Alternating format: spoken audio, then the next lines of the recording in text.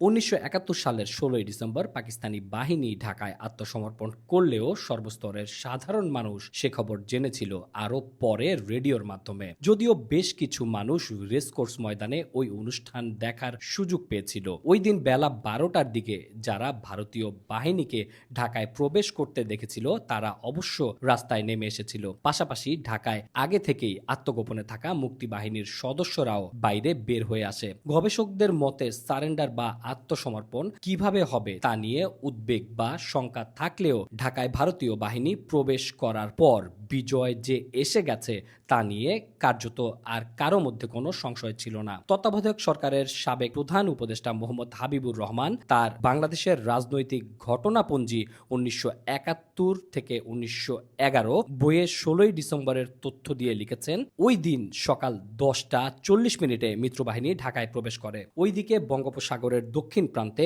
মার্কিন 7ম নৌবহরের প্রবেশ। ঢাকায় রেসকোর্স ময়দানে বিকেল 5টায় ভারত ও বাংলাদেশের যৌথ বাহিনীর কাছে পাকিস্তানি সেনাদের শর্তহীন আত্মসমর্পণ। মেজর জেনারেল জ্যাক বের প্রস্তুত করা আত্মসমর্পণ দলিলে লেফটেন্যান্ট জেনারেল নিয়াজি ও লেফটেন্যান্ট জেনারেল আরোরা স্বাক্ষর করেন। বিবিসিতে 1971 সালের 22 ডিসেম্বর অ্যালান হার্টের একটি তথ্যচিত্রে প্রচার হয়। এতে দেখা যায় মুক্তিবাহিনীর সদস্যরা বেরিয়ে আসছে আর লোকজন বাংলাদেশের স্বাধীনতা আন্দোলনের নেতা শেখ মুজিবুর রহমানের নামে জয় বাংলা স্লোগান দিচ্ছিল।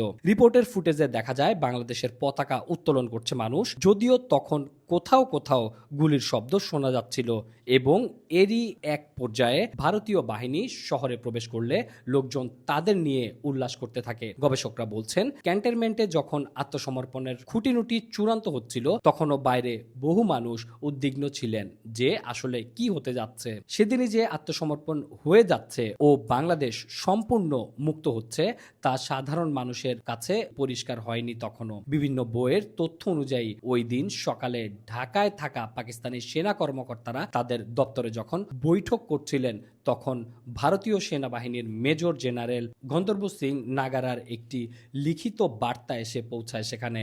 ওই বার্তায় লেখা ছিল, প্রিয় আবদুল্লাহ, আমি এখন মিরপুর ব্রিজে, আপনার প্রতিনিধি পাঠান।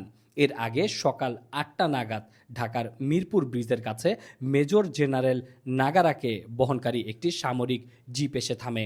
এরপর জেনারেল নাগারাকে অভ্যর্থনা জানানোর জন্য মেজর জেনারেল জামশেদকে পাঠানো হলো এবং মিরপুর ব্রিজের কাছে থাকা পাকিস্তানি সৈন্যদের জেনারেল নাগারাকে নিরাপদে শহরে ঢুকতে দেওয়ার আদেশ দেওয়া হলো। মোহাম্মদ জুনায়েদ, আজকের বাংলা নিউজ ডেস্ক।